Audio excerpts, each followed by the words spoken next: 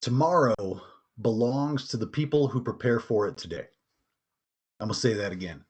Tomorrow belongs to the people who prepare for it today. Malcolm X said that in 1964. Now, if you happen to have the privilege at the moment to not be in full crisis mode, if you happen to have the privilege at the moment to be able to pause and to look a little bit into the future, to start preparing for tomorrow, then I invite you to join me for the next hour and a special guest coming up soon to talk about the future of fraternity and sorority. I want to talk a little bit about the short-term future, absolutely. But I want to start by focusing on our long-term future and trends that were about to hit our industry, our beloved organizations, before all of this stuff happened. Tomorrow belongs to the people who prepare for it today. And as it turns out, the future sneaks up fast. The future sneaks up real fast. Boy, we are in a moment right now where the future is happening right in front of our face. We are in a moment right now where fraternity and sorority is being reinvented, is being re-energized, it is being entirely rethought. Maybe because the world forced us there. We were get there anyway, but we've been hustled. We've been pushed. We've been encouraged to hurry up and meet up with the future, meet up with the needs of modern students, the students of today and the students of tomorrow. Tomorrow belongs to the people who prepare for it today. Malcolm X was wise in 1964 to say that. He was talking, by the way, about education being the passport to the future. And his words still ring true. And I believe they apply directly to us right now in this situation. Fraternity and sorority leaders, students, volunteers, and the professionals who make up our industry. I'm glad to be with you all today. My name is Matt Matson. For those of you who I don't know, I'm the president and co-founder of a company called Fired Productions and our sister company, Technify. We help fraternities and sororities grow. Our team, we've got some of our Fired Up and Technify team actually viewing this right now and in the chat feature for those of you who are viewing this live. For those of you who are viewing this as a recording, you won't be able to see the chat feature, but you will be able to see the wisdom that I share with you, and congratulations on that.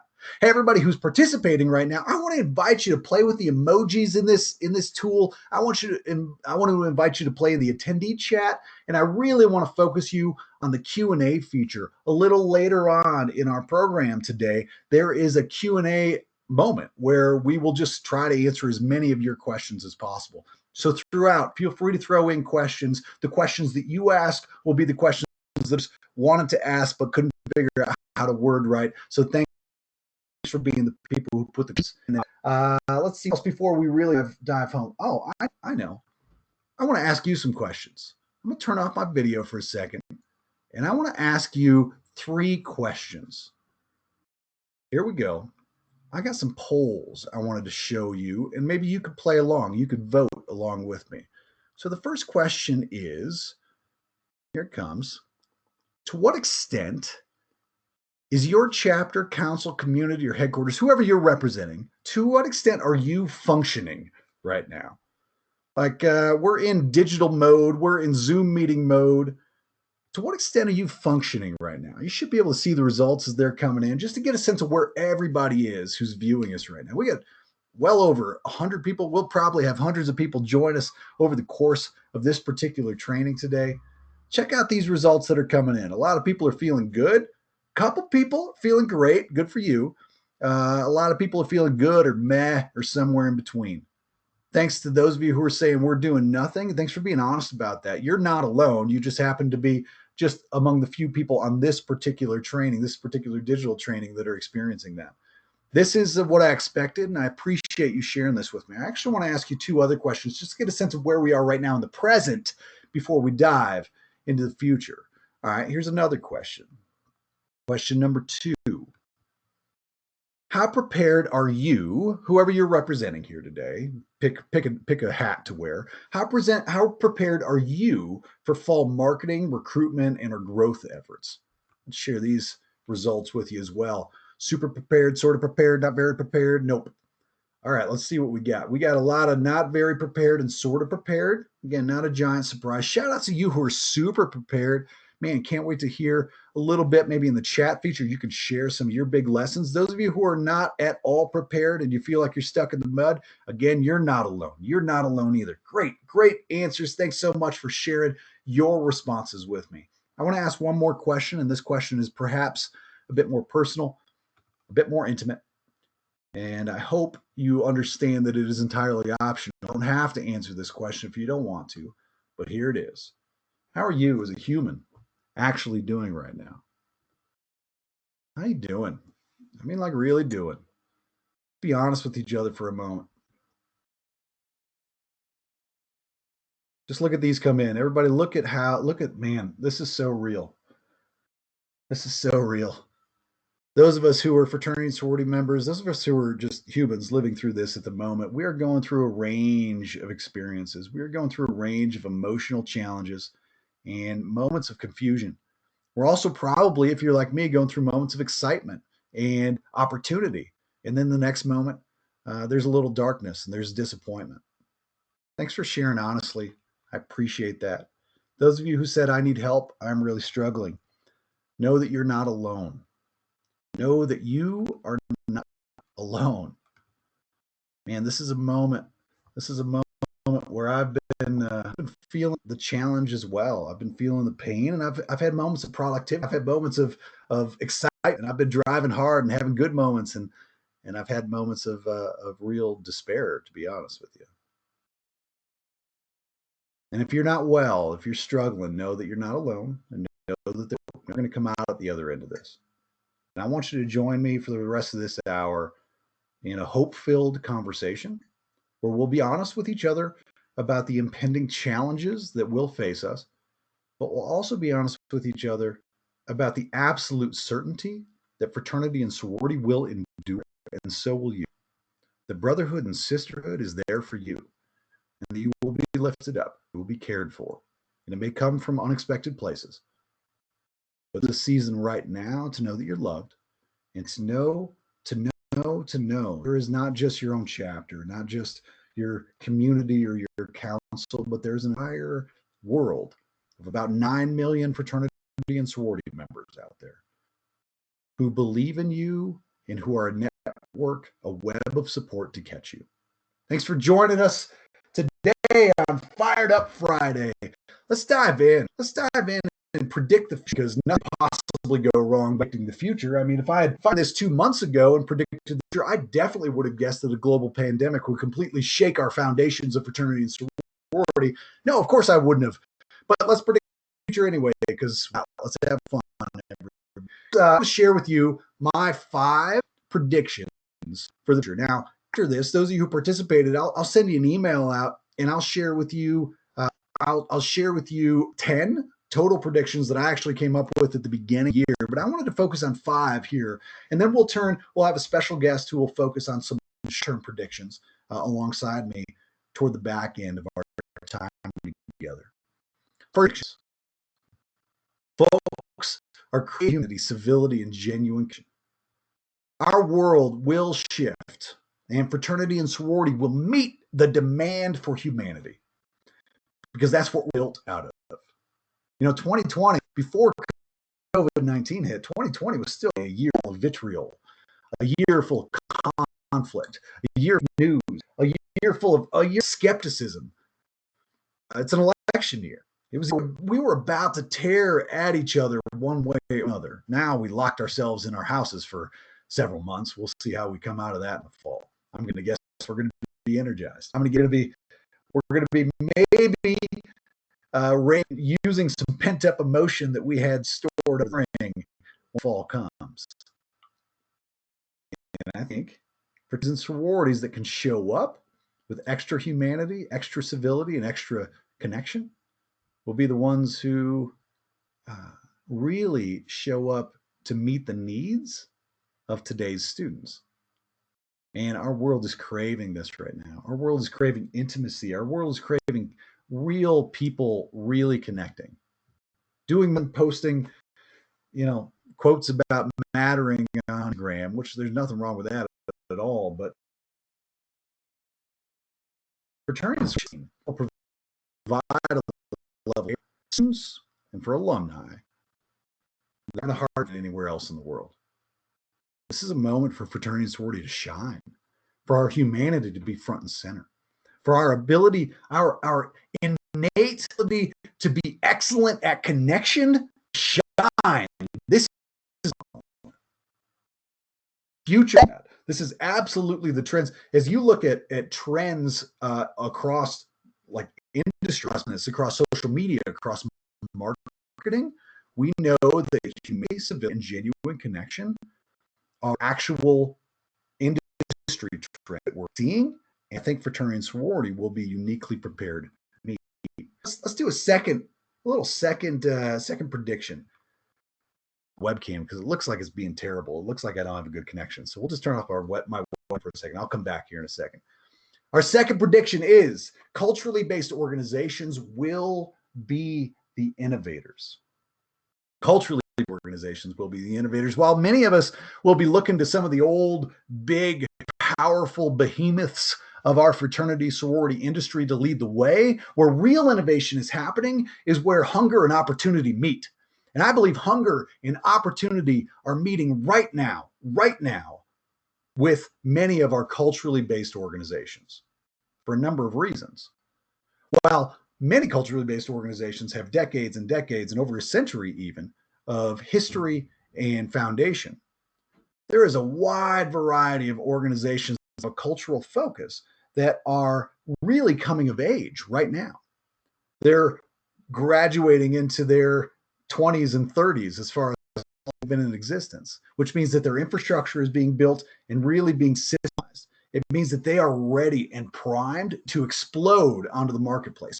Right at the same time, while the demographics of our institutions are becoming more blended and are welcoming students of many different cultures who before didn't have access to a higher education experience. Culturally based organizations right now are the ones to watch to see how they're adapting. They're nimble, they're quick, they're smart, they're focused, they're driven, and they are hungry, and they're meeting needs of a modern student. If you're wondering where to look right now for the example, I wouldn't look to the house with the pillars. I would look down the street to the folks who are gathering for advocacy purposes, who are gathering for a cause, who are focused on uplifting students who need uplifting. Follow their lead. This is where innovation is happening right now. That's my second prediction for the future. Third prediction for the future: new influencers will emerge in fraternity and sorority, whether we like it or not. You know, I talk often about marketing and about storytelling and about taking control of the story of fraternity and sorority. And I believe that we have for too long outsourced the story of fraternity and sorority to people that we even want to have control of that story. We've allowed the media, we've allowed Hollywood, we've allowed journalists to tell our story, to be our primary marketers.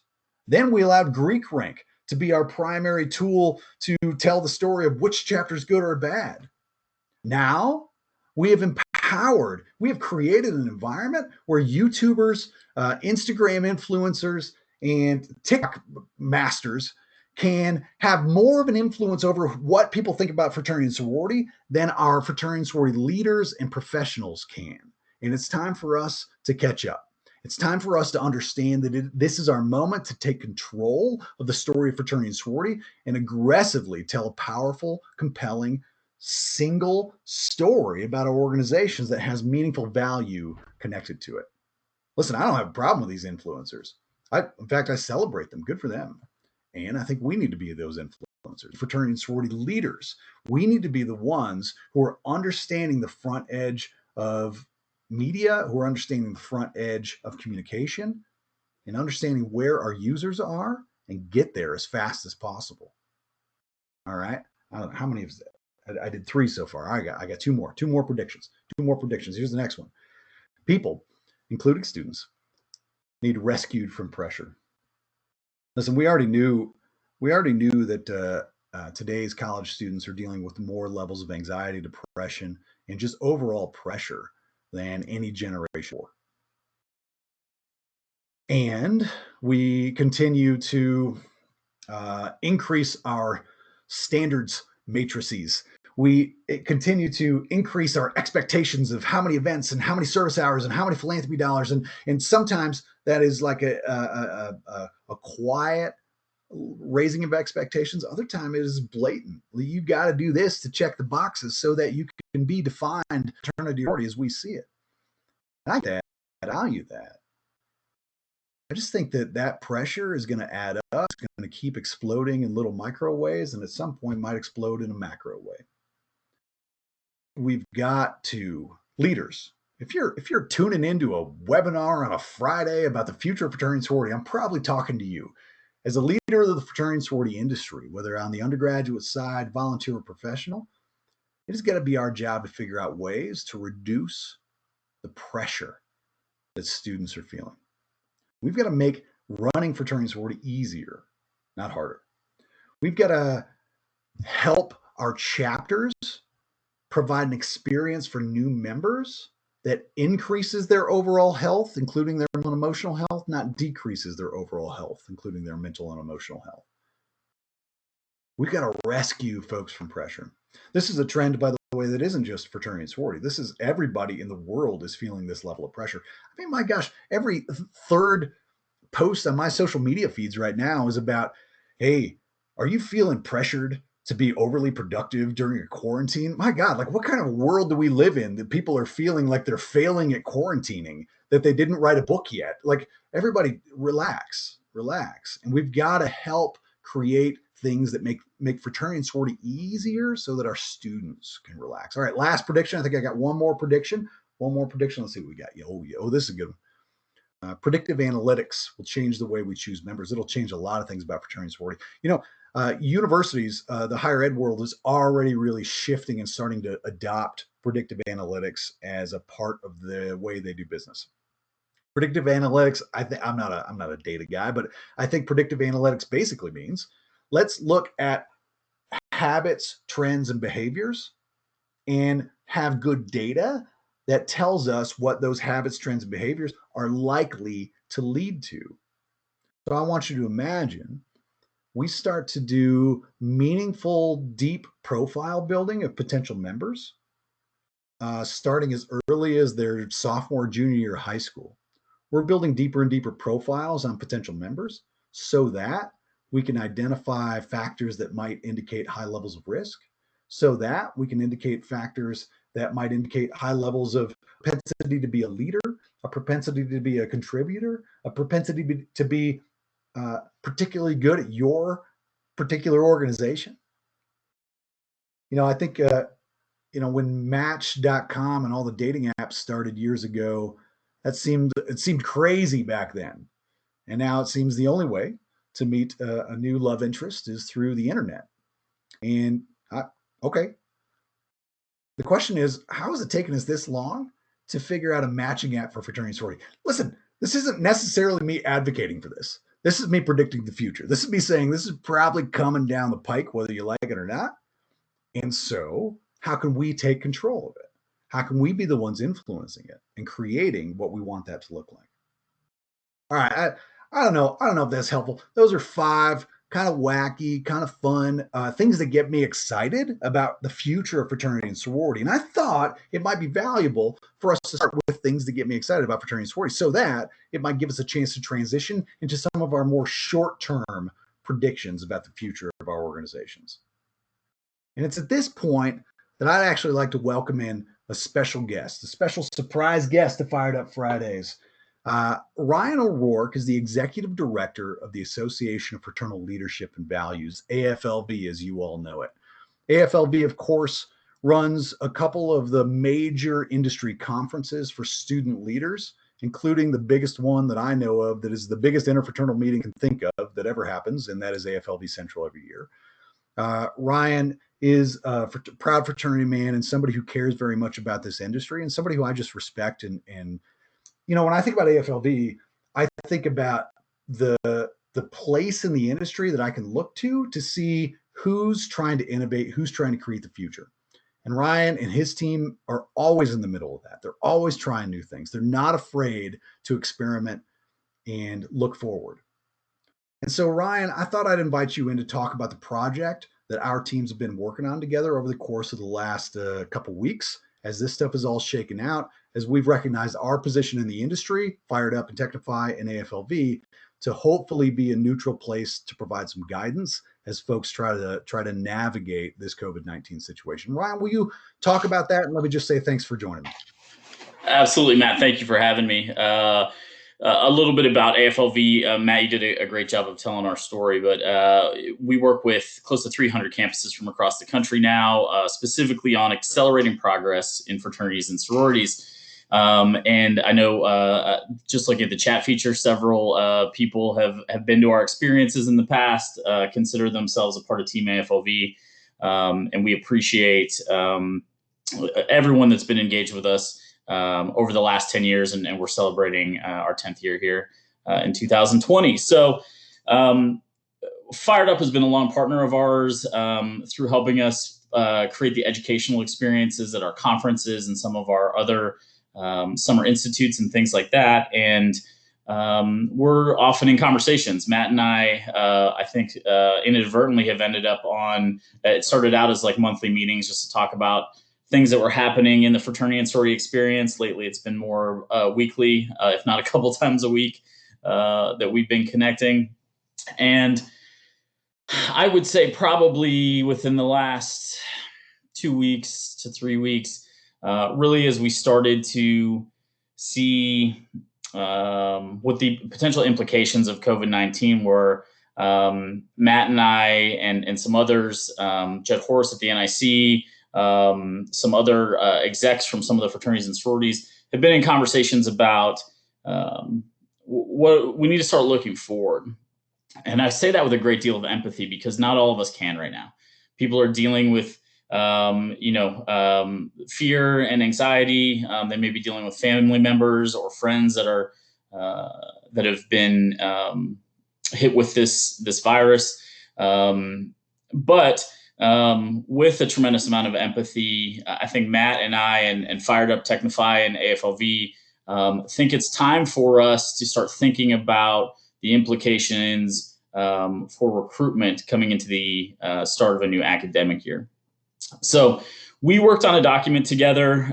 It's sort of a manifesto of sorts. This will probably date both Matt and I, but if you ever saw the film Jerry Maguire, this is kind of the manifesto that we're trying to put in everyone's mailbox to just talk about where we think changes are coming and where we need to be prepared, looking over the next really 4, 5, 6 months and beyond. And you can access that via that QR code on your screen right now. It's hosted on the Fired Up blog. Starting next week, AFLV will start releasing worksheets that connect to each of the recommendations we've laid out there as well. But this was really, it started off as a Google Doc. Matt's team and our team, and we sent it to some other people in the industry just to think about what do we need to be prepared for and how can we pivot to ensure that we are successful. Because I think the reality is, everyone, that we were projecting that membership in fraternity and sorority was going to start going down anyways. All that this moment has done is accelerate that timeline. And so I think a reality going into this fall is that there are going to be fewer people joining fraternities and sororities. Now, how many fewer are really up to what actions we start taking right now, what things we start thinking about right now, and how we get ourselves prepared for the various scenarios that are headed our way in the next couple of months. And so, Matt, I don't know if you want to add anything on to just the overall macro level part of that document and our intent. Yeah. On some of our past Fired Up Fridays, we've certainly outlined the reality of this likely of the impact on people joining fraternities and sororities, especially this fall.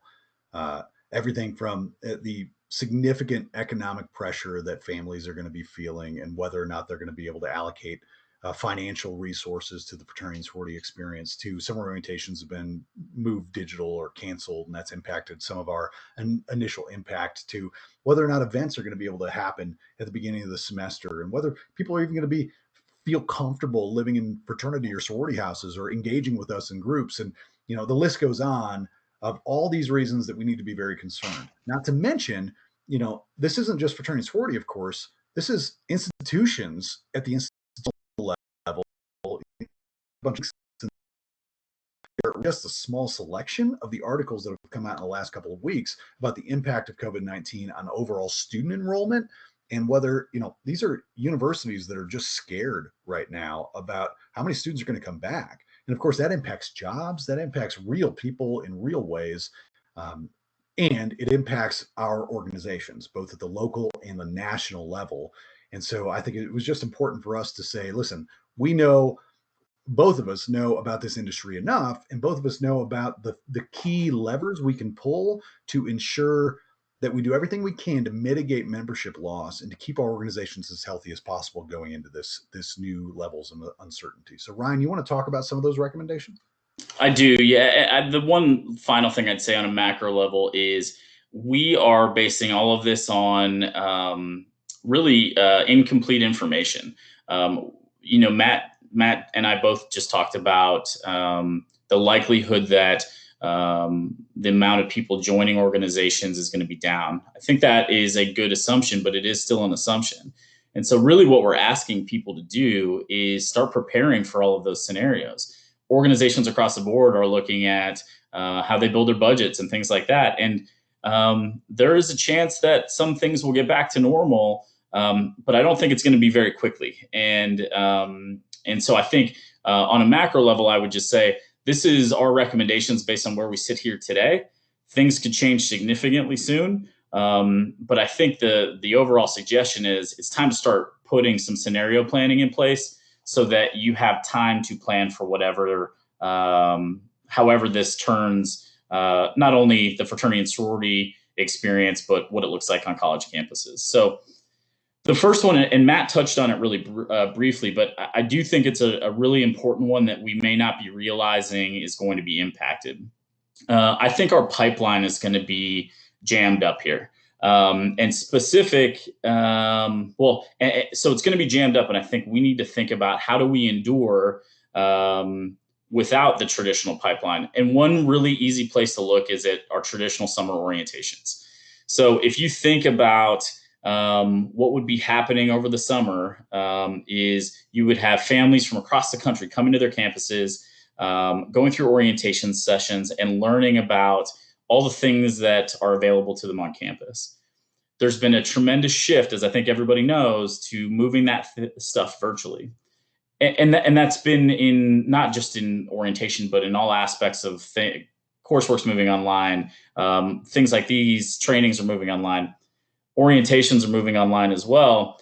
And I think we've probably undervalued how much orientations are a pipeline for the fraternity and sorority experience.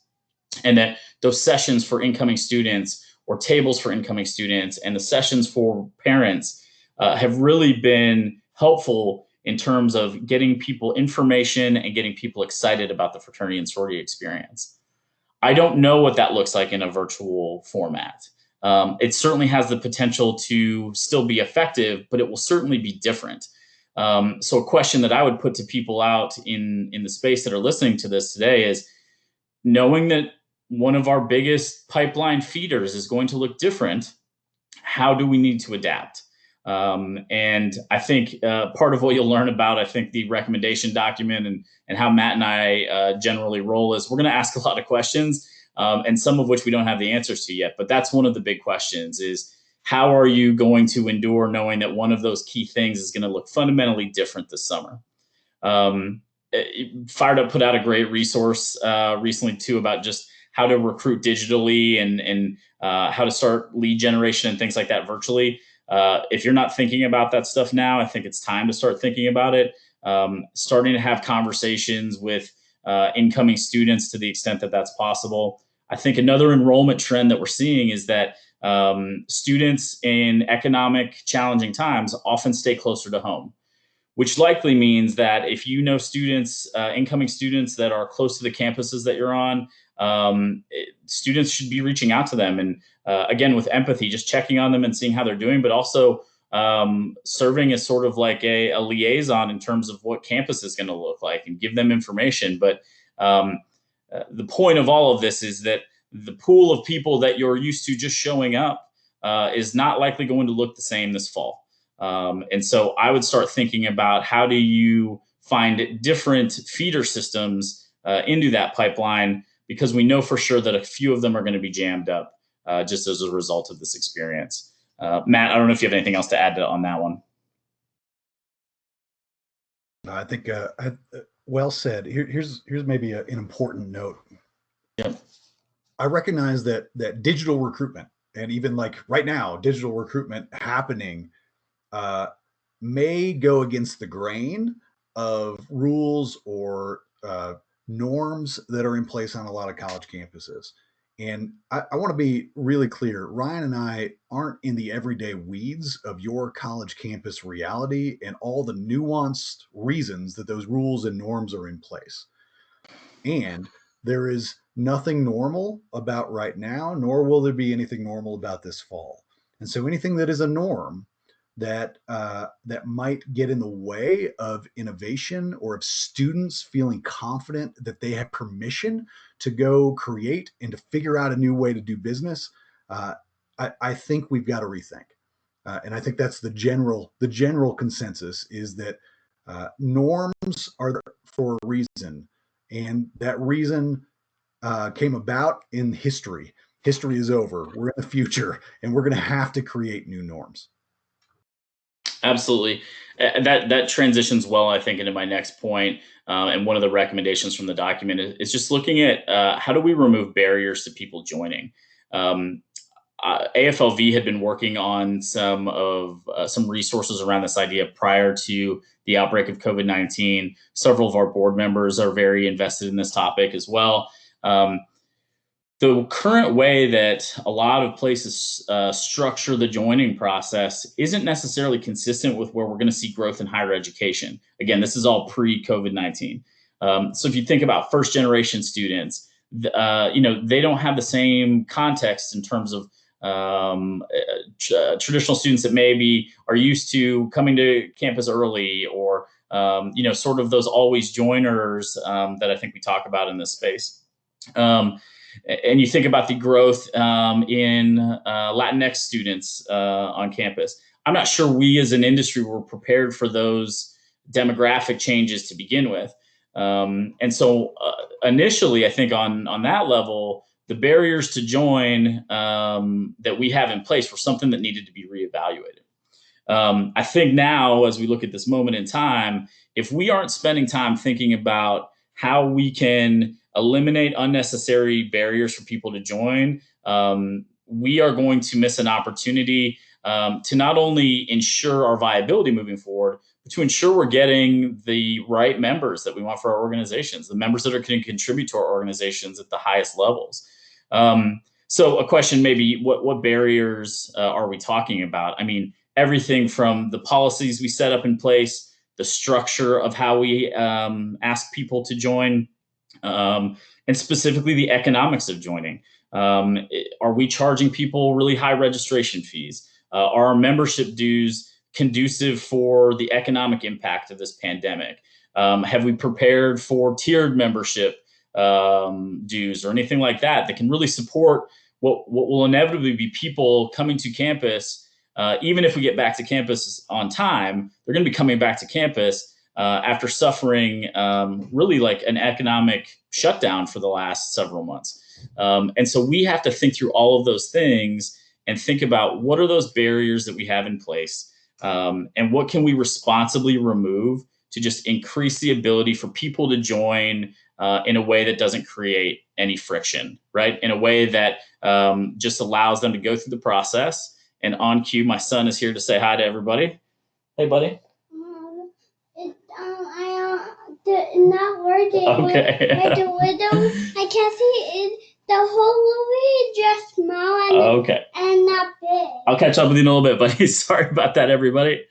Perfect. We predicted that moment was going to happen. Okay, so I can't wait to watch that recording in background. So take a pause back. Ultimately, what we need to do is figure out how do we remove those barriers to join for people. And that's going to be something that you can really start reevaluating right now. We don't have to wait for additional information. We can just start thinking about what are those conventional wisdom pieces that we've held in the past that have really gotten in the way of increased access to people to join? And Matt, I'm going to pause for 1 second and I'll be right back. Yeah, that's great. Thanks, Ryan. Awesome. I've been thinking a lot about priority lists.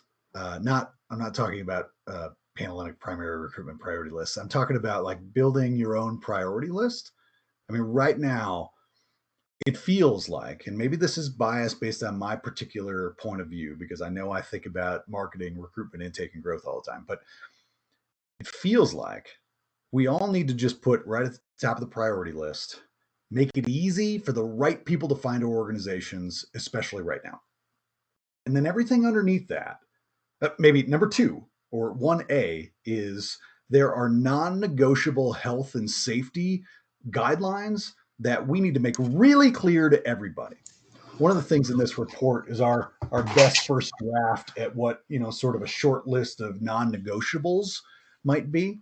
But part of the reason for that is I think a lot of students that I work with often get confused about which rules are the most important ones to follow. Wait, is it the contact rule where I can't wear my letters, but I can be affiliated on my social media profiles, but I can't talk to somebody in the cafeteria?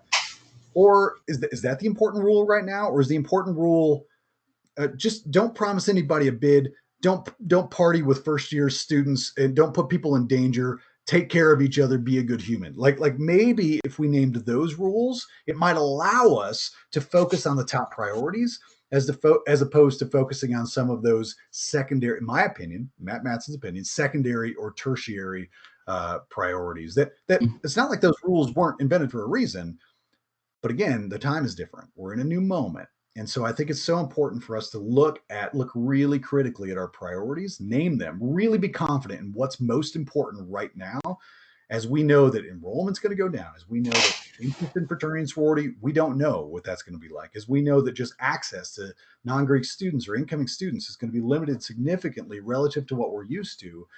Everything's got to be reevaluated based on our list of most important priorities. Ryan, you didn't miss much. I just went on a rant around non-negotiables a little bit. You want to add any more? Yeah, no, I that was the second point. I'll also happily report that the movie's back on, so we're good now, Kellen. But I think you hit the nail on the head. It's removing barriers to join without compromising the things that matter, without compromising the things that ensure that we have integrity and a positive relationship with the campus, with our members, and things like that. And so now is really a perfect time to start evaluating those things, to your point. And then the third thing, and this was sort of a late addition to our recommendations that we did, and I think a powerful one. This moment can feel pretty out of control, right? And we can feel like because we're working in a different environment, because we're not as connected to the people that we are used to being connected with at this moment, there may be a sense of trying to feel like, what things can I now get control over? And one way to do that is to make decisions. And I think as we started off the session, we are in a situation where we're still just working off the best information available. And that isn't necessarily complete information. And so I think the charge from AFLV and Fired Up to everyone that uses that resource is that to say that there's still time to make big decisions. This situation is fluid. New information is coming out constantly. And so if you're looking at big structural changes, if you're looking at timeline changes and things like that, there may still be time to make those decisions. So while things do feel in flux, I think everyone will be most successful if we just take a pause, take a breath, try not to panic, and try to gather as much relevant information as possible, and don't make decisions with incomplete information. Because we don't always understand what the unintended consequences of those, right?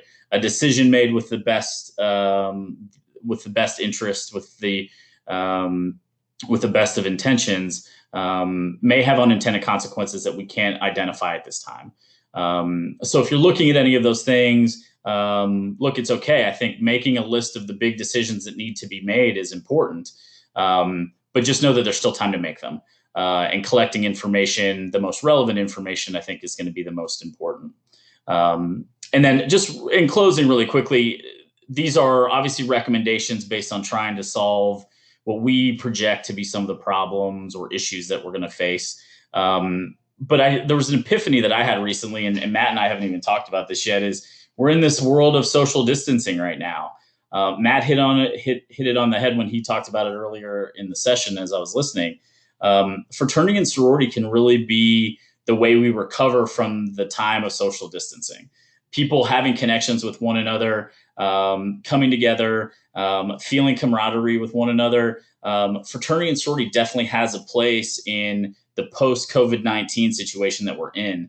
And so in a lot of ways, that makes us really hopeful. I know that's something that Matt and I have talked a lot about, and our teams have talked a lot about, is that I think the world's going to need, or students are going to need fraternity and sorority when the dust clears from this situation. And we don't know when that's going to be sure. And people are in the thick of it right now, certainly. But the ability to connect one-on-one is going to be needed now more than ever. And fraternity and sorority provides an incredible opportunity for that to happen. So despite the serious challenges we face, I think there's a lot of things to look hopeful for moving forward. Yeah, I think as I tried my best to what was the quickest way to summarize this document, because I know it's a big document, and I think for me it came down to the idea of creating connections between non-members. You're looking for the control right now, and it feels like all willy-nilly. What can you do right now to help? What you can do right now is make plans and building health things that result in meaningful connect happening members and non-members. That's what we need to make happen. As we think about top priorities, we think about what that looks like in action. It means cultivating connections, cultivate right now and throughout the summer, fall, and even through all of next year. Man, the whole year is going to be impacted in a pretty real way. Thanks, Ryan, for jumping in and being a quick, helpful guest here. I appreciate it. Absolutely. I don't know if we've got. Yeah. I'm going to see if we have any questions. I got one question in here. Feel free to add some more questions, folks, if you want us to talk specific parts of that document. Oh, by the way, before I answer the question, let me ask everybody to do something. Everybody find that link, go to that document, go to that release on the Fired Up blog, wherever, and I want you to forward it to every leader you think of in fraternity and sorority right now. You, by the way, are a part of the launch of that document. I haven't even publicly posted it on social media yet, so you're getting a first look at it. I want you to share that right now, share it openly and widely, and engage in conversations. And then keep an eye, especially on AFLV's social media. I'll not be posting stuff, but AFLV is building some discussion guides or things that will help people have conversations around recommendations. So keep an eye out for that. So Allie asks, what can we be doing now for the members that are in our organizations in order to keep them engaged and keep retention up? I love that question, Allie. Ryan, is it okay if I take a first stab at that? And let's see if you've got anything to add. Is that all right? Yeah, please do. Allie, first of all, I want you to check out blog.firedup.com. You can go to our blog because we've got some recent videos that are just about. We did a Fired Up Friday session that was entirely about retaining engagement members, especially in the an hour's worth of answers and some written resources as well. The second thing that I just want to say, Allie, and to everybody, right now, I know there's an old instinct in fraternity and sorority, and it is, well, we don't need to go get new right now. We gotta get everybody we got and get them all closer together. We're all bonded. We got to focus on brotherhood first before we focus on recruit marketing or intake. And I get that instinct, I actually do, but I've never agreed with it because I think one of the coolest things that builds and expresses the sense of brotherhood and sisterhood is the act of giving it away. Loving our organizations enough to give it away and bringing more people, more energy, more ideas, more perspectives, more diversity into the folds of our organizations.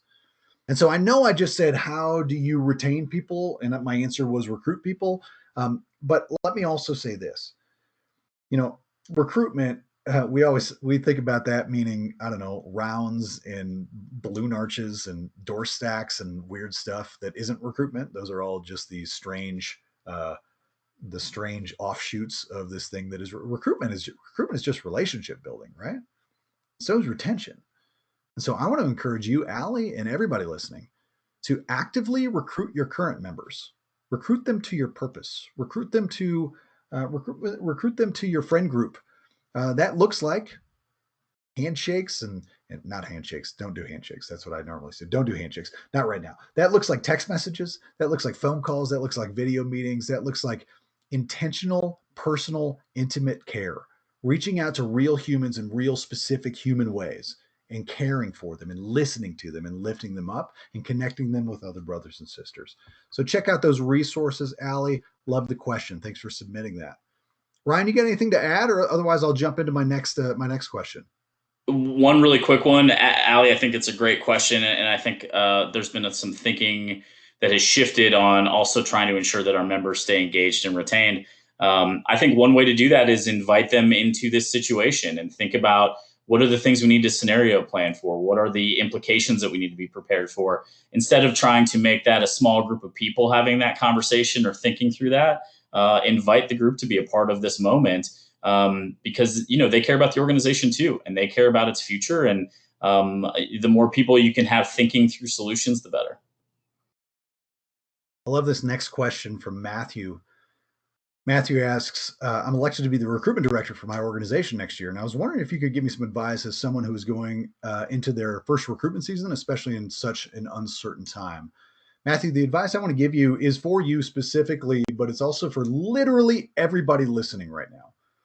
Shed away everything you ever knew or thought was true about the way people join fraternities and sororities. Literally start with a blank piece of paper and ask yourself some really basic questions. If fraternity and sorority growth is a relationship business, what do I got to do to create, systemize, and maximize relationships? Ask yourself questions like, I can't recruit who I don't know, right? So how will I get to know more non-Greek students? And right now, literally, how can I find, connect with, and get the name and contact information of as many non-Greek students as possible, put on a list so that I have a chance to follow up with them?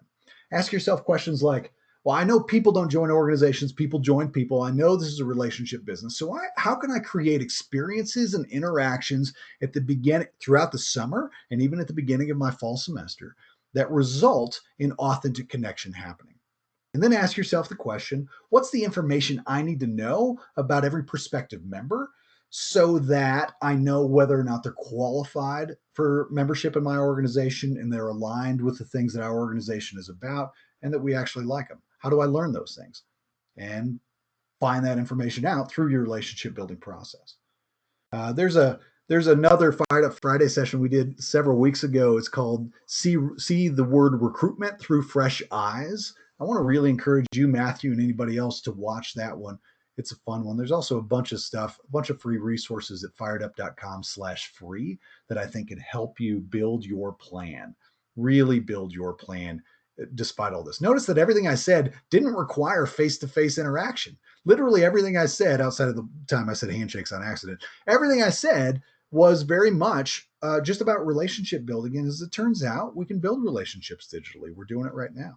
Thanks for that. Let's see if we have more questions. Ryan, feel free to add anything. No, I think you did a great job, man. Great. I don't have any more questions in the queue right now, and that's fine because we're about out of time anyway.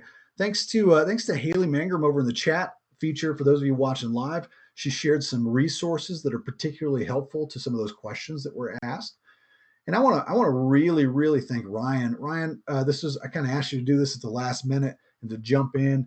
And I just want to say thanks so much for the partnership and for you being one of the many people out there right now who are stepping up in a moment of crisis and uncertainty and raising your hand and saying, I'm going to try to help.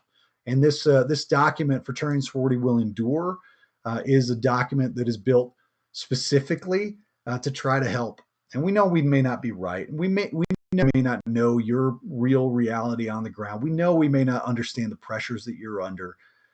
But we hope that this document provides some perspective and some understanding of the industry as a whole right now, and what we believe some clear priorities should be and hopefully some helpful recommendations can be. Want to say anything as we close out and ask parting words? No, Matt, I think you took care of it all, but I want to send a thank you back to you and your whole team at Fired Up Technify for the continued partnership. And to echo what you said, I don't think anything that we're suggesting is written in stone, but I think we're asking the right questions. And I guess that would be the last thing that I would leave with the audience is, what are the questions that you need answered? And how do you find the best, most relevant information to answer them? And that will put you in a good place to be successful and make plans moving forward. And at this point, I think that's all we can do. And so if I would offer you any advice at this moment, it would be simply to just start thinking about what questions you need answered, and that'll guide where you go next. Thanks, Ryan. Thanks, everybody who tuned in. Keep being the people who show up. Keep being the people who do the good work there. I love fraternities, sorority. Fraternities will absolutely endure even through all of this, and maybe especially through all of this. This is our moment to shine, everybody. Stay fired up, and I'll see you out there. Bye-bye. Thanks, everyone.